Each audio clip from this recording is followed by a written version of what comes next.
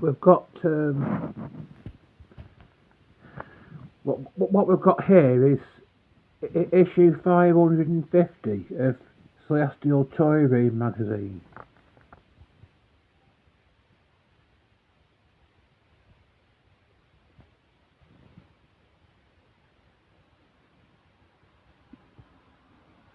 Celestial.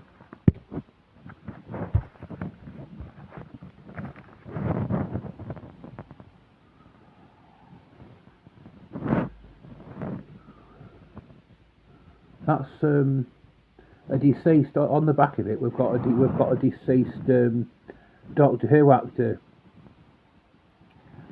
He was in the first ever episode of playing a character called Ian Chesterton.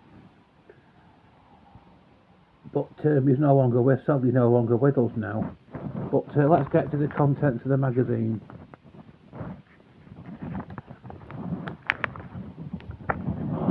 Right. Celestial Toyroom. Hello there and welcome to your September issue of CT. The latest series of Doctor Who may be over, but we've got plenty to keep you going while we wait for Joy to the World.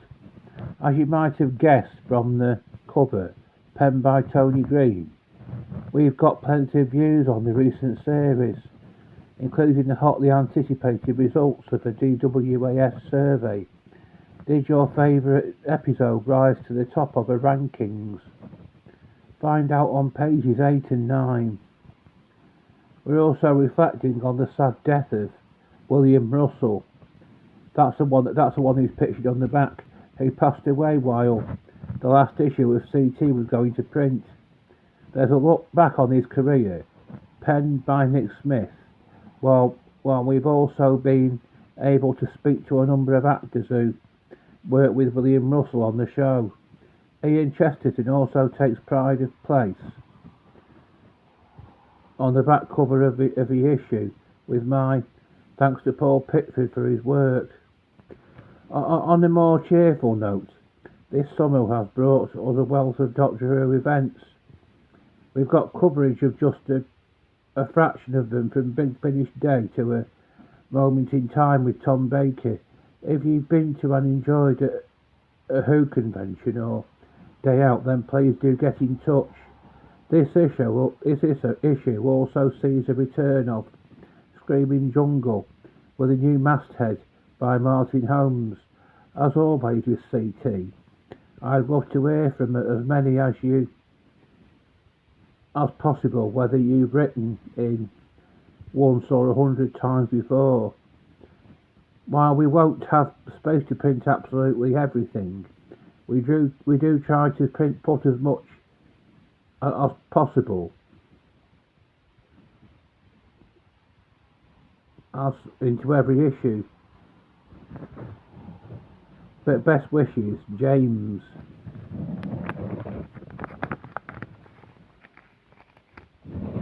Tells you there. James Ashway. Front cover Tony Green. Back cover Paul Pickford. Editorial assistant Bruce Nicholson. Honorary president 6th Colin Baker. He was the actor who played the 6th Doctor. But visit our website www.dwasonline.co.uk. Right, what we got here? Celestial Toyroom Extra Edition, 12th of September 2012. From social media to Sutek, series now over. Here we got on the front cover of it. On the front cover of it, we've got the latest Doctor Who actor Shooty Gatwick, and we've got his companion. What's her name? That Ruby Sunday. That young girl who's travelling around in the who's considerably younger than him. Well, he's hundreds of years old. I think he's over 1,000 years old. I think, isn't he?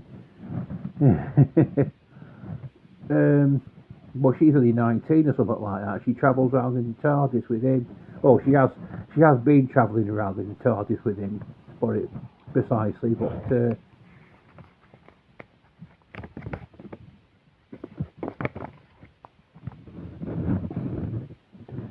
from social media to Sutek's series now over, they're shooting at her again.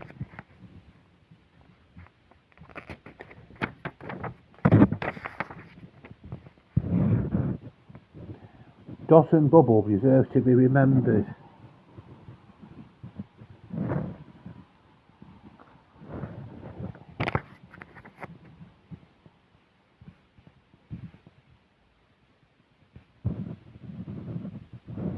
Tales of the TARDIS, Pyramids of Mars. Before the current series, Russell T Davies remarked how he regretted not having done a sequel to a classic serial.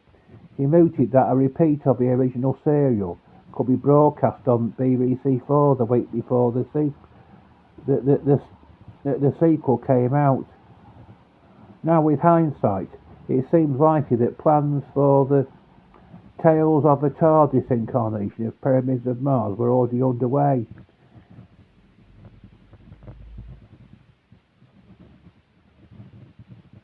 The opening and closing bookends are nice, building on not just the threats Sutek poses, but also how the world has changed since the events of Pyramids.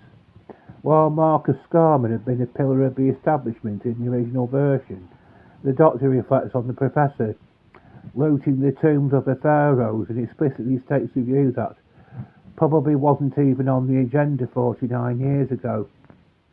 With the short introduction out of the way, we're into the re-edited episode. Overall, I enjoyed this version, even if I'm enough of a fan to know when music from Metropolis is inserted.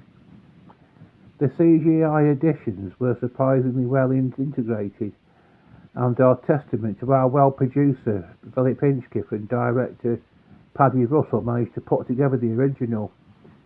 I particularly like the almost seamless update to the time vortex inside the lodestone, which provided an enhanced connection between classic and modern eras.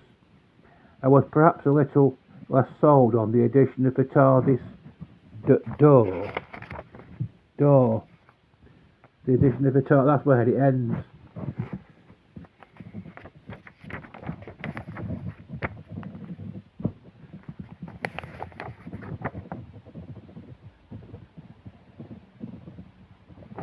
This is what this actually is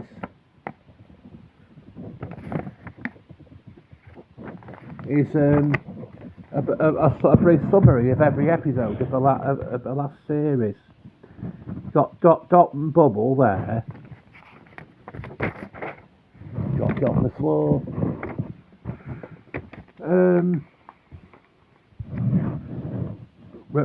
Rogue. Then we've got is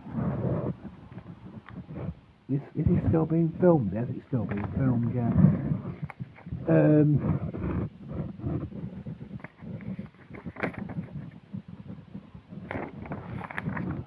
The legend of Ruby Sunday. Ah, there it is. That's continued from where it's from page 5 where it said door. I was perhaps a little less sold on the addition of the TARDIS door sound effects, but they're only a minor bump on an otherwise enjoyable journey. The changes come thicker and faster toward the end of the omnibus, when the puzzle sequence is lost entirely, while some will grumble. I'm not sure what else could have gone to fit Pyramids of Mars down to size, and if it means that even a few new fans are introduced to the classic show by this, then it will have been more than worth it.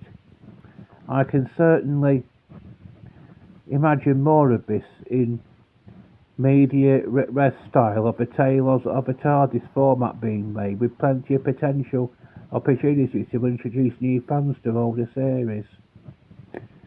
Right, The Empire of Death. That's another episode from the last series. Art credit Josh Murphy.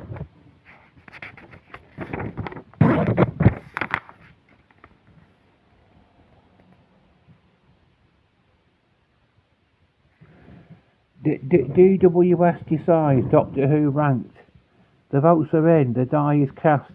James Ashby reveals what you thought of the beginnings of a new Doctor Who era. In years to come, people will look back on 2024 because of the outcome of one vote. Right, the Doctor Who Appreciation Society series polls. They've been away for a